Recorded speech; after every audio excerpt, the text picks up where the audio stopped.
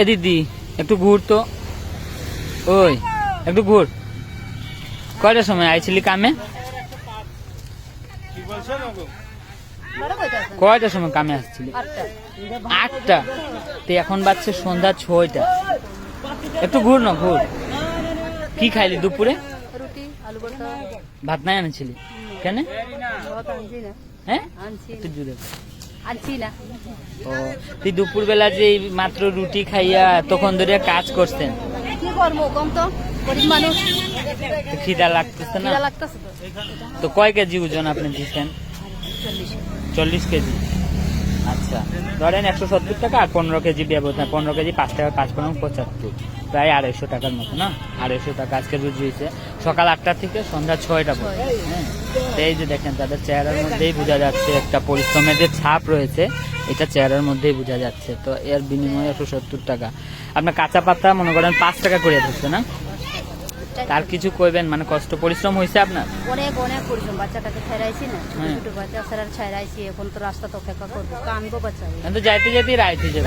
কত দূর হাঁটিয়া যাবেন নাকি গাড়ি নিয়ে? লিখ না যাবো, গাড়িতে যাবো। গাড়িতে যাবেন? ও এটা ভাড়াটা কে দেয়? ভাড়া দিয়ে যাবো, নিজস্ব ভাড়া, নিজস্ব ভাড়া। ইয়া ভিউয়ার্স দেখেন, তেলিয়াপাড়া এখান থেকে প্রায় 2-3 কিলোমিটার দূর থেকে চা পাতা সংগ্রহ করে আসছে ওনাদের নিজের ভাড়া। এই যে দেখেন গাড়ি অপেক্ষা করতেছে। ওনারা কি ভাড়া দিবে আপনারে? জি জি জি। ভাড়া কত? ফার্স্ট ইয়ারে 5 টাকা এখান থেকে। যাই হোক, যাইতে 5 টাকা, আইতে 5 টাকা, প্রায় 200 টাকা খরচ হয়। তো সকাল 8টার সময় আসছিলেন না? সকাল 8টার সময় আসছি। ঠিক আছে। পরিবারে কয়জন আছে? 5 জন। আপনার আপনার কাজের উপরে কি পরিবার চলে হ্যাঁ। না আর কি ইনকাম করে?